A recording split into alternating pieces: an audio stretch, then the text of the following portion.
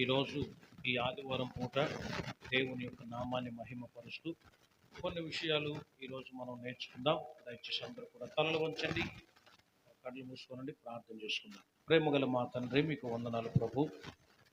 ఈరోజు ఈ ఆదివారం పూట నాయన మరి విజయ్ కుమార్ గారిని నిలవబెట్టించుకొని ఆయన 18వ కీర్తనలో 3 విషయాలు చక్కగా నేర్పించావు. అందుకొరకు స్తోత్రాలు. వాటిని మా హృదయం అనే పలకల మీద రాసుకుని ధ్యానించి దాని ప్రకారంగా నడిచే గొప్ప భాగ్యాన్ని దయచేయండి. ఈ ఆదివారపు నీ సందేశాన్ని వినబోతున్నాం. ఈ వాక్యము ద్వారా మీరు మాతో మాట్లాడి మాకు సహాయపడమని యేసయ్య పరిశుద్ధ నామములో ప్రార్థించుచున్నాము పరమ తండ్రి, ఆమేన్. ఆమేన్. ఈ ఆదివారం పూట ఈ 2వ ఆరాధనకు ఎంతో భక్తి శ్రద్ధలతో వచ్చిన మీకు నా ప్రత్యేక ధన్యవాదాలు తెలియజేస్తున్నాను. చూడండి, మన ధ్యానం కొరకు దేవుని పరిశుద్ధ గ్రంథంలో 150 కీర్తనలు ఉన్నాయి. అందులో మొదటి కీర్తన 3వ వచనం. అతడు నీటి కాలువల యోరన నాటబడినదై ఆకు వాడక తన కాలమందు ఫలమిచ్చు చెట్టు వలె ఉండును. అతడు చేయునదంతయు సఫలమగును. ఈ పగటి వేళ నాతో చెప్పండి ఈ మాట. అతడు చేయునదంతయు సఫలమగును. ఎవరో ఒక వ్యక్తిని గురించి కీర్తనకారుడు చెబుతూ అన్నాడు, అతడు చేసేది మాత్రం సఫలమవుద్ది అని. సఫలం అంటే ఫుల్ఫిల్ అవుద్ది అనమాట. ఏదైతే తలంచామో, ఏదైతే అనుకున్నామో అది జరుగుద్ది. అలాగ అందరికీ జరగదట, ఎవరికో ఒక వ్యక్తికి జరుగుద్దట. ఆ వ్యక్తిని గురించి ఈ పూట మనము నేర్చుకోబోతున్నాం. దేవునికి స్తోత్రం. మరింతవరకు దేవుడు మనల్ని ఎంతగానో సహాయం చేసి అన్ని విషయాల్లో తోడుగా ఉన్నాడు. మరి 2 ఆరాధనలో కూడా ఆ ప్రభు కృప చూపించి మనకు అనుకూలమైన మంచి వాతావరణాన్ని దేవుడు అనుగ్రహించాడు. అందును బట్టి ప్రభువును నేను ఎంతగానో స్తుతిస్తున్నాను. నిన్నటి దినాన్న చాలా చక్కటి కార్యక్రమం జరిగింది కదా. అవుట్ రీచ్ ప్రోగ్రాం అంటాం, అంటే బహిరంగ సువార్త ఏమనాలి, ప్రచారం. నిన్న ప్రకటన చేశాం, వీధి సువార్త చేశాం. ఊరంతా కూడా ఎక్కడైతే అన్యులు ఉన్నారో వారి ప్రాంతానికి మాత్రం వెళ్ళి మనం చాలా చక్కటి సువర్తమానాన్ని అందించాం. హనుమాన్ జంక్షన్లో ఉన్న మరి గుడ్ షెపర్డ్ చర్చి నుంచి, అంటే మన జేకే క్రిస్టఫర్ గారు వాళ్ళ చర్చి నుండి దాదాపుగా 30 మంది యవ్వనస్తులు మన దగ్గరకు వచ్చారు. మరి వారిలో క్రిస్టఫర్ గారు వాళ్ళ అమ్మగారు ఉన్నారు, అలాగే చంటయ్య గారు కుమారుడు, కోడలు, అలాగే చంటయ్య గారి యొక్క భార్య గారు, వీళ్ళందరూ కూడా వచ్చి నిన్న చాలా మంచి కార్యక్రమంలో పాల్గొన్నారు. వీధులన్నీ తిరిగేశాం. అప్పటి వరకు వర్షం వచ్చింది, మేము బయలుదేరేటప్పటికి వర్షం ఆగిపోయింది. ఎంత అద్భుతం! ఎక్కడో కాదు, అద్భుతాలు దేవుడు మన ముందే జరిగిస్తున్నాడు. ఇదంతా తిరిగి మధ్యాహ్న భోజనం చేసుకొని మరల సుందరి నగర్ కాలనీ కూడా తిరిగేసిన తర్వాత అప్పుడు మరలా చినుకులు ప్రారంభించబడ్డాయి. దేవుడు చాలా గొప్ప కార్యం చేశాడు. అది చాలా మంచిగా అనిపించింది. ఎప్పుడో మేము బైబిల్ కాలేజీలో ఉన్నప్పుడు, ట్రైనింగ్లో ఉన్నప్పుడు అలాంటి అవుట్ రీచ్ ప్రోగ్రామ్ చేసేవాళ్ళం.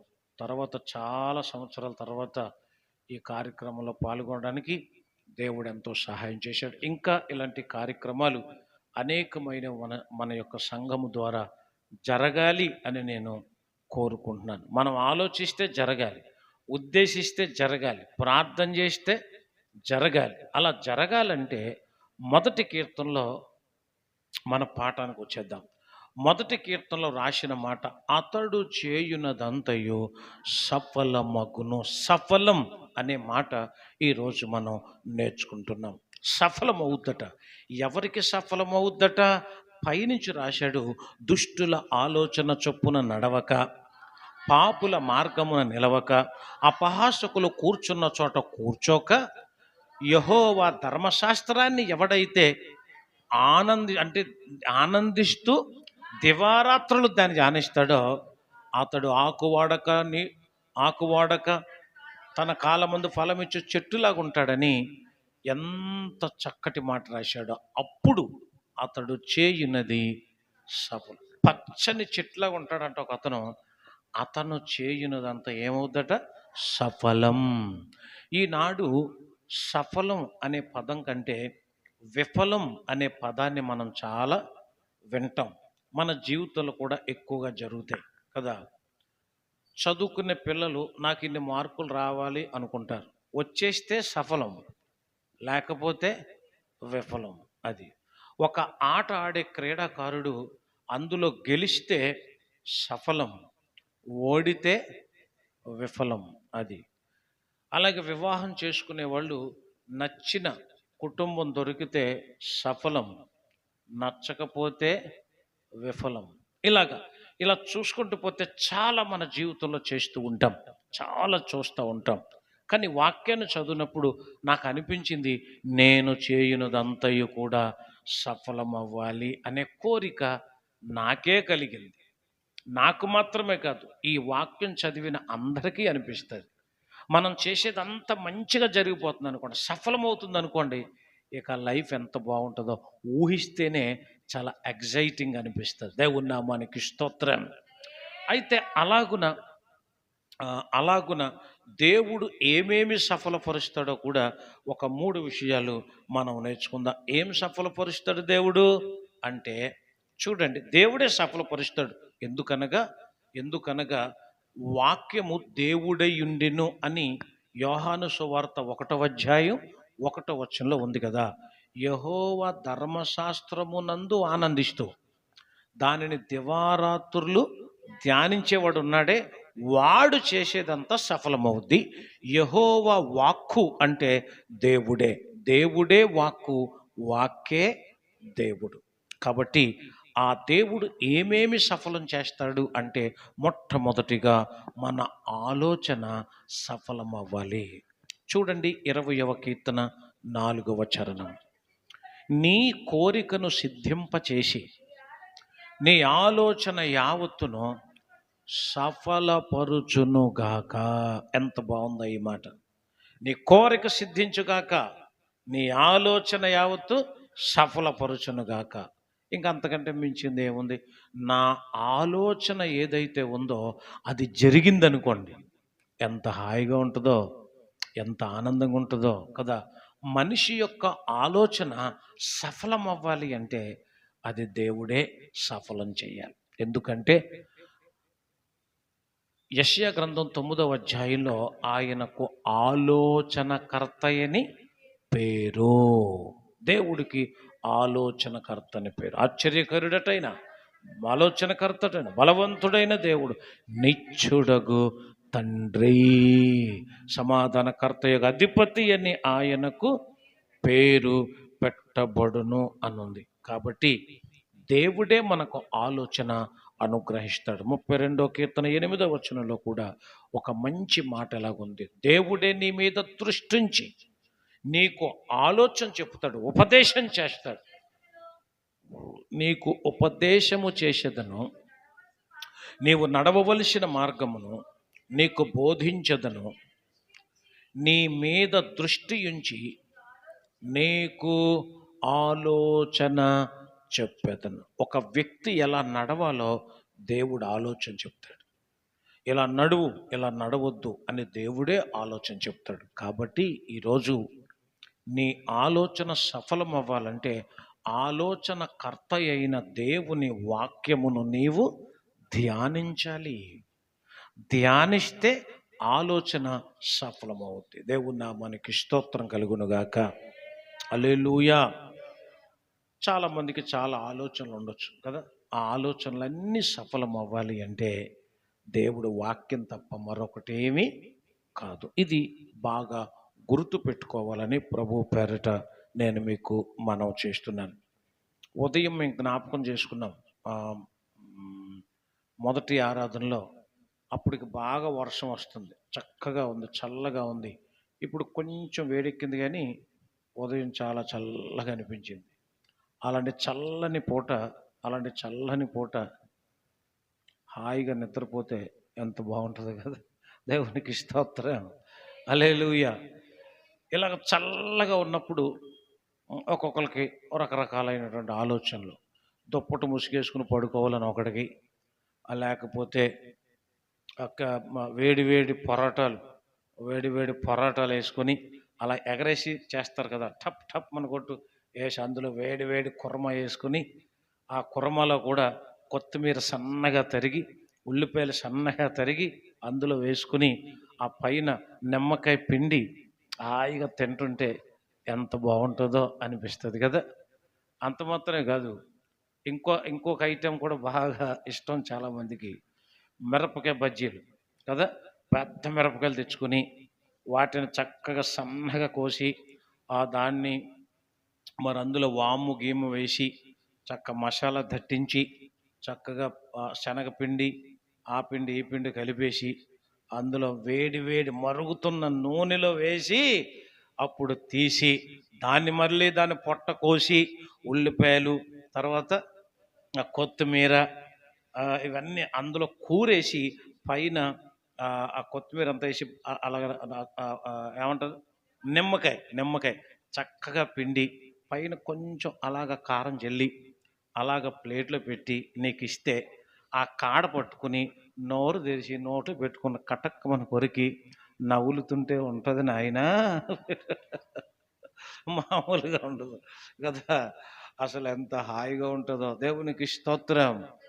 ఎంత హాయిగా అనిపిస్తుందో. అలాగా ఆలోచన వచ్చినప్పటికీ ఒక ఐటెం వచ్చేసింది అనుకోండి, నువ్వు ఆలోచించి ఇంటికి వెళ్ళేసరికి రెడీగా ఉన్నాయి అనుకోండి, అస్సలు ఏంటి నేను ఆలోచించాను ఇంటికి వెళ్ళేసరికి అన్నీ రెడీగా ఉన్నాయేంటి అని చాలా ఆశ్చర్యం వేస్తుంది కదా మనకి.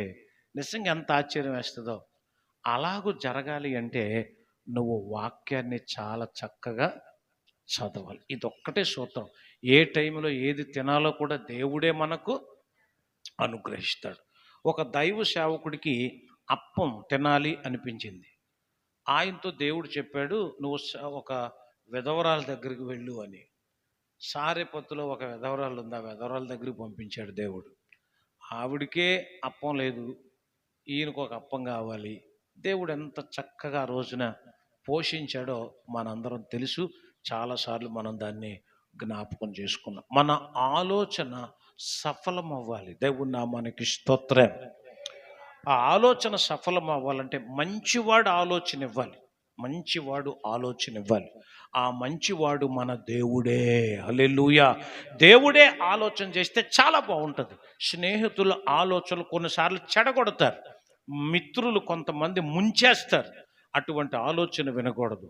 ఆదాము దగ్గరకు వచ్చి, అవ్వమ్మ దగ్గరకు వచ్చి సాతానుడు దుష్ట ఆలోచన చేసి దేవుడికి తనకు మధ్య ఉన్న బంధాన్ని తెంచేశాడు, చెడగొట్టేశాడు. బంగారంలాగా సాగుతున్న వాళ్ళ కాపురంలో చిచ్చు పెట్టాడు. చెడ్డ ఆలోచన అంటారు దాన్ని.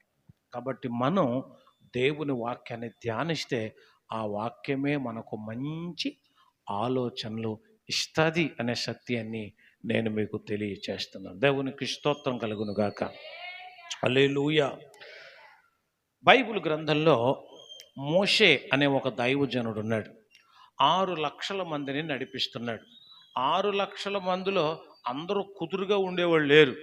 తగులాడుకునేవాళ్ళు, వాదాలాడుకునేవాళ్ళు. ఈ తగువులు తీర్చలేక రోజంతా తగువులు తీర్చడంతోనే సరిపోయేది.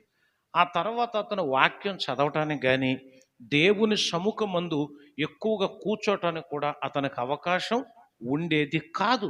అప్పుడు వాళ్ళ మామ అయినటువంటి ఇత్రో ఒక మంచి సలహా అతనికి ఇచ్చాడు. దీన్నే ఆలోచన అన్నారు. ఏం చెప్పాడు? ఇన్ని లక్షల మందికి నువ్వు రోజు తీరుస్తూ కూర్చుంటే, న్యాయం తీరుస్తూ కూర్చుంటే, దేవుని సముఖమంది ఇంకెక్కడుంటావు? నువ్వు ప్రార్థన ఎలా చేసుకుంటావు? నీకు విరామం ఎలా దొరుకుద్దు? నువ్వు నలిగిపోతావు. ఇది మంచిది కాదని చెప్పి ఒక మంచి ఆలోచన ఆయన ఇచ్చాడు. ఎంత మంచి ఆలోచన ఇచ్చాడు అంటే, పెట్టేయి, 1000 మందికి ఒకను పెట్టేయి. కాబట్టి చూడండి ఆ మాట బైబిల్ గ్రంథంలో అమ్మగారు చదువుతున్న మాట నిర్గమకాండమేనా, 18వ అధ్యాయం 19వ వచనం. కాబట్టి నా మాట విను, నేను నీకొక ఆలోచన చెప్తాను. దేవుడు నీకు తోడై ఉంటాడు. ప్రజల పక్షమున నీవు దేవుని సముఖమందు ఉండి వ్యాజ్యములను దేవుని యొద్దకు తేవలెను. నీవు వారికి ఆయన కట్టడలను ధర్మశాస్త్ర విధులను బోధించి వారు నడవవలసినటువంటి త్రోవలను వారు చేయవలసిన కార్యములను వారికి తెలపవలెను. మరియు నీవు ప్రజలలో సామర్థ్యము, దైవభక్తి, సత్యాసక్తి కలిగి లంచగొండులు కాని మనుషులను ఏర్పరచుకొని, ఇక్కడ చూడండి ఒక లెక్క చెప్పాడు.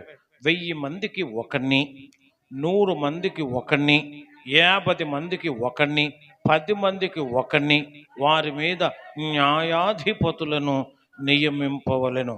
వారు ఎల్లప్పుడూ ప్రజలకు న్యాయము తీర్చవలెను. అయితే గొప్ప వ్యాజ్యములన్నిటినీ నీ యొద్దకు తేవలెను. ప్రతి అల్ప విషయమును వారే తీర్చవచ్చును. అట్లు వారు నీతో కూడా ఈ భారమును మోసిన ఎడల నీవు సులువుగా ఉండును. దేవునికి స్తోత్రం. నీకు సులువుగా ఉంటుంది. ఇది మంచి ఆలోచన. దేవునికి స్తోత్రం కలుగునుగాక. హల్లెలూయా. ఎంత బాగుందో చూడండి. ఇది ఎంత బాగుందో చూడండి. ఒక మంచి మామయ్య గారు అల్లుడికి మంచి సలహా ఇచ్చాడు. మంచి అల్లుడు గారు ఆ మామగారి యొక్క మాటను, సలహాను పాటించాడు. అతడు చాలా సుఖంగా, సంతోషంగా ఉన్నాడు.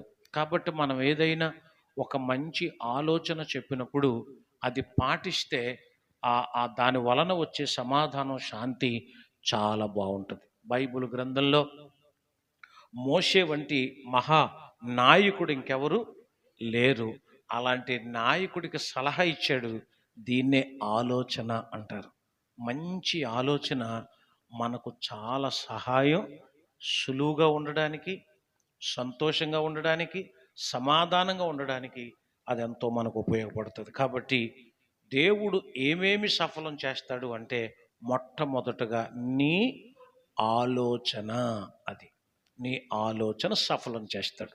రెండవది త్వరగా చెప్పి నేను ముగిస్తాను.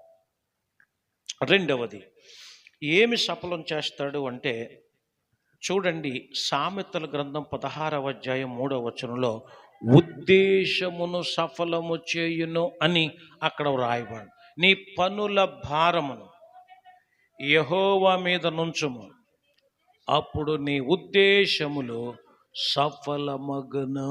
దేవునికి గట్టిగా స్తోత్రం చెబుదాం.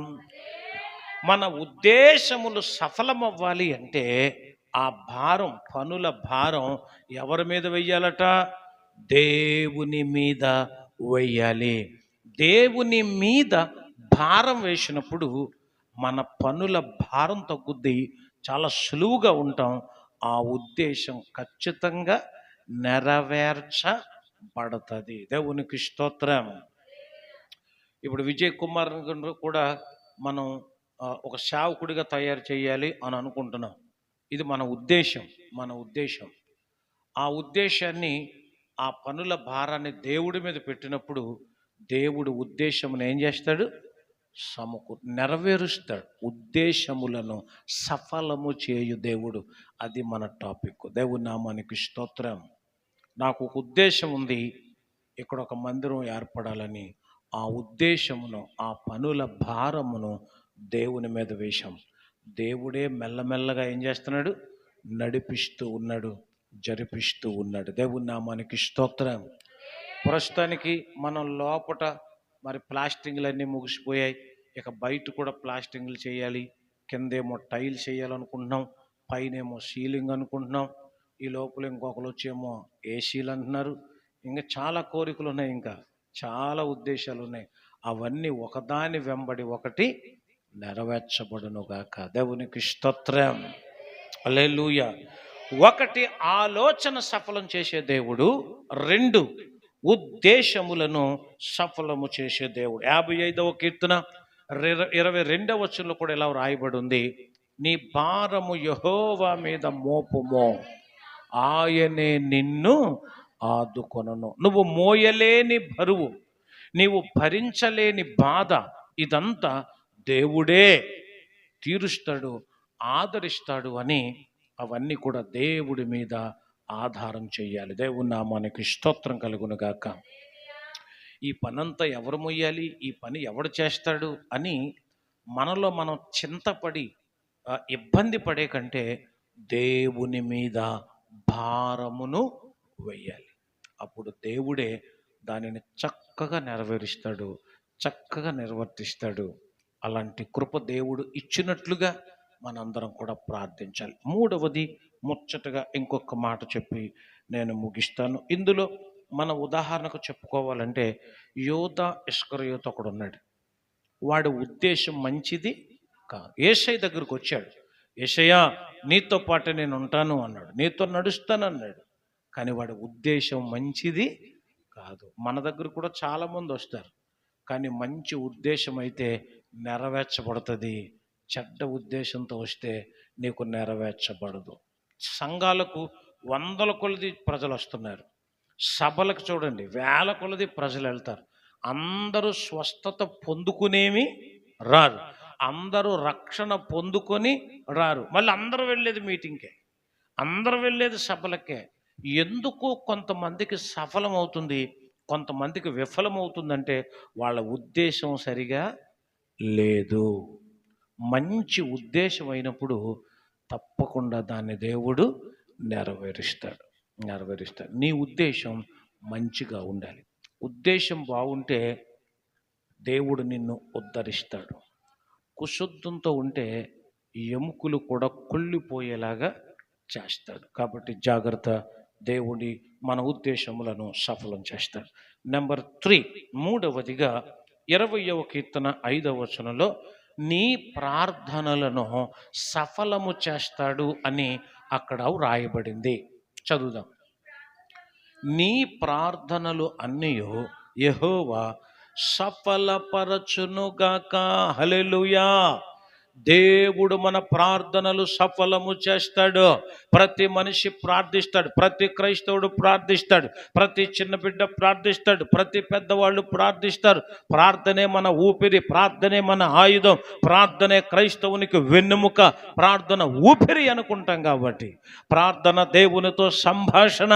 ప్రార్థన చేయటం అంటే మనకు కావలసినది అడగటమే, దేవుని అడిగి మనము పొందుకొనవలసినదే. ఈ ఉదయకాల సమయంలో ప్రభు సన్నిధిలో నేను మనవి చేస్తున్నాను, మీరు ప్రార్థన చేయటం నేర్చుకోవాలి. పిల్లలకు ప్రార్థించటం నేర్పించాలి. ప్రార్థన ద్వారా దేవుణ్ణి ఎలా అడగాలో నేర్పాలి. దేవుని నామానికి స్తోత్రం. హల్లెలూయా. 18వ కీర్తన 6వ వచనంలో ఇంకొక మాట ఇలా వ్రాయబడి ఉంది. నాకు శ్రమ వచ్చింది, బాధ వచ్చింది, కష్టం వచ్చింది. ఈ శ్రమల్లో బాధల్లో నేనేం చేశాను అంటే, శ్రమల్లో నా దేవునికి నేనేం చేశాను? ప్రార్థన చేశాను. అప్పుడు ఆయన ఏం చేశాడు? ఆయన తన ఆలయములో మొరను ఏం చేశాడట? ఆలకించాడు. అందరూ దేవునికి స్తోత్రం చెబుదాం. శ్రమలో ఉన్నప్పుడు ఈ వాక్యం చదివినప్పుడల్లా నాకు అనిపిస్తుంది, మన ప్రార్థన సఫలం అవ్వాలంటే దేవుని మందిరంలోకి వచ్చి ప్రార్థన చేయాలి. దేవుని ఆలయంలో ఏం చేయాలి? ప్రార్థన చేయాలి. తప్పకుండా వింటాడు దేవుడు. ప్రార్థనకు జవాబు దేవుడు ఖచ్చితంగా ఇస్తాడు.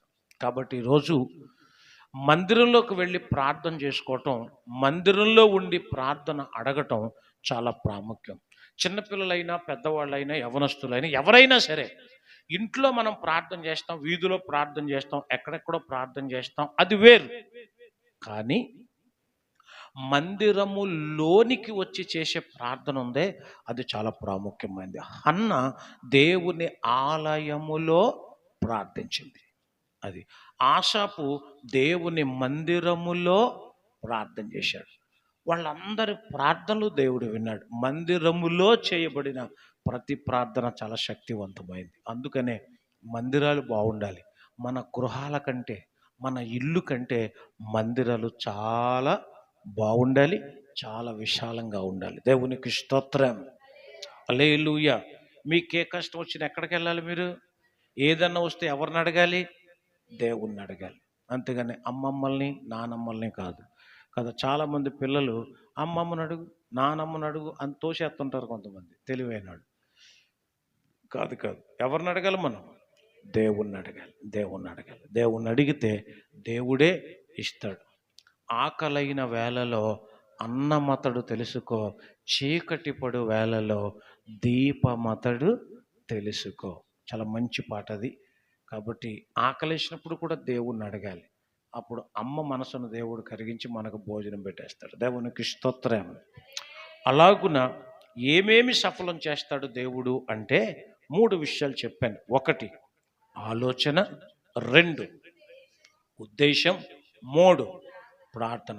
ఈ 3 సఫలము చేసే దేవుడు మన దేవుడు. ఆ దేవుడు సఫలం చేయాలి అంటే నీవు నేను ఏం చేయాలంటే దుష్టుల ఆలోచన చొప్పున నడవకూడదు, పాపుల మార్గమున నిలవకూడదు, అపహాసకులు కూర్చుండే చోట కూర్చోకూడదు. మరేం చేయాలి? యెహోవా ధర్మశాస్త్రమైన వాక్యమును ఆనందిస్తూ ధ్యానించాలి, దివారాత్రులు ధ్యానించాలి. అలా ధ్యానించు వాడట ఆకు వాడక తన కాలమందు ఫలమిచ్చు చెట్టులాగుంటాడు. అతడు చేయునదంతయు, ఆ మాట ఎంత బాగుంటుందో. ఆ పైన కూడా అంత బాగుండాలి అంటే, కిందది బాగుండాలంటే పైది కూడా మనం ఖచ్చితంగా పాటించాలి. అతడు చేయునదంతయు సఫలము. యోసేపు గురించి బైబిల్లో రాయబడింది. అతడు చేసే ప్రతి పని దేవుడు ఏం చేసేవాడట? తోడుగా సఫలం చేసేవాడని రాయబడింది. సఫలం చేసేవాడట. యోసేపు ఏ పని తలపెడితే ప్రతి పని మంచిగా అయ్యేదట. కారణం ఏంటో తెలుసా? అతడు యెహోవా ధర్మశాస్త్రమునందు ఆనందిస్తూ దివారాత్రులు దానిని ధ్యానించాడు. కాబట్టి చిన్నపిల్లలకు ఉగ్గుపాలు పోసినట్టు వాక్యం అనే పాల చేత పిల్లలను పెంచాలి. గట్టిగా స్తోత్రం చెబుదాం. హల్లెలూయా. కాబట్టి ఈ పద్ధతి ప్రకారంగా సఫలం సఫలం సఫలం. వాక్యం చదివేవాడు సఫలీకృతుడవుతాడు, వాక్యాన్ని ధ్యానించేవాడు సఫలీకృతుడవుతాడు. ఆ సఫలంగా దేవునికి అప్పగించుకుంటే దేవుడు ఆలోచన సఫలం చేయటం కాకుండా, ఉద్దేశమును మాత్రమే కాకుండా నీ ప్రతి ప్రార్థనలకు ఆయన జవాబిచ్చి నీ ప్రార్థనలు సఫలము చేస్తాడు. అట్టి కృప పరిశుద్ధాత్మ దేవుడు మనందరికీ అనుగ్రహించునుగాక. ఆమేన్. తలలు వంచండి, కళ్ళు మూసుకునండి, ప్రార్థనలో ఏకీభవించండి. ప్రార్థన చేసుకుందాం. ఈ మధ్యాహ్న సమయంలో మనందరం చేసినటువంటి ఈ ప్రార్థన బట్టి ప్రభువును స్తుతిస్తూ, ప్రభు యొక్క నామాన్ని మహిమపరుస్తూ మనము దేవుని సన్నిధిని తనివి తీరా చక్కగా అంగీకరించాలి, తనివి తీరా ఆనందించాలి. దేవుని నామానికి స్తోత్రం కలుగునుగాక. యేసయ్యా, నా ఆలోచన సఫలము చేయండి. యేసయ్యా, నా ఉద్దేశములను సఫలము చేయండి. యేసయ్యా, నా ప్రార్థనలు సఫలం చేయండి అని మనందరం కూడా ప్రార్థన చేద్దాం. హల్లెలూయా. నా కృషి చేత కాదయ్యా, ఏదైనా నీ కృప మాత్రమేనయ్యా. నీ కాదయ్యా, ఏదైనా నీ కృప మాత్రమేనయ్యా. కార్యము సఫలము చేసే నీకు మహిమ ఘనత యుగ యుగములకు. కార్యము సఫలము చేసే నీకు మహిమ ఘనత యుగములకు. నా కృషి చేత కాదయ్యా, ఏదైనా నీ కృప మాత్రమే నయ్యా. మన కృషి, మన పట్టుదల, మన కష్టం చేత ఏది మనము సాధించలేము. దానికి దేవుని కృప తోడుగా ఉంటే తప్ప. నువ్వు ఆలోచిస్తావు, ఉద్దేశిస్తావు, ప్రార్థన చేస్తావు, ఇవి సఫలం కావాలంటే దేవుడి కృప ఉండాలి. దేవుని వాక్యాన్ని ధ్యానించాలి. ఒక ఆదివారం మాత్రమే వాక్యాన్ని చదివి వదిలిపెట్టేయటం కాదు, ప్రతి ఆదివారం మాత్రమే కాక ప్రతిరోజు అనుదినము దేవుని వాక్యాన్ని ధ్యానించాలి. అలాంటి కృప యేసయ్య మీకు నాకు అందరికీ అనుగ్రహించునుగాక. ఆమేన్. ప్రార్థన చేసుకుందాం. ప్రేమ కలిగిన మా తండ్రి, మీకు వందనాలు స్తోత్రాలు చెల్లిస్తున్నాం. ఈరోజు తండ్రి మీ కృపలో మమ్ములను భద్రం చేయండి. మీ సన్నిధికి వస్తున్నాం ప్రభు, మాకు కృప చూపించండి. ఈరోజు సఫలం అనే ఒక మంచి పాఠాన్ని మేము నేర్చుకున్నాం. ఏది సఫలమవుద్ది, ఎవరు చేసేది సఫలమవుద్ది? అతడు చేయునదంతయు సఫలము అగును, సఫలము చేయబడును. ఉద్దేశములు సఫలం చేస్తావు, ఆలోచనలు సఫలం చేస్తావు, ప్రార్థనలు సఫలం చేస్తావు. మేము నీ వాక్యమును దివారాత్రములు ధ్యానించినప్పుడు అలాగ వాక్యాన్ని ధ్యానించడానికి లోపడటానికి బిడ్డలందరికీ సహాయం చేయండి. ఈ పునరుద్ధాన దినమందు నేర్చుకున్న వాక్యాన్ని విడిచిపెట్టగా హృదయంలో భద్రం చేసుకుని వాక్య ప్రకారంగా నడిచే కృప దయచేయమని మీ సేవకుడిగా నా ప్రార్థన ఆలకించండి. ఆదివారపు కానుకలు పట్టబోతున్నాను తండ్రి. ప్రతి కానుకను 30 60 100 ఫలింపచేసి మీరే మహిమను పొందమని యేసయ్య పరిశుద్ధ నామములో ప్రార్థించుచున్నాము తండ్రి. ఆమేన్. ఆమేన్.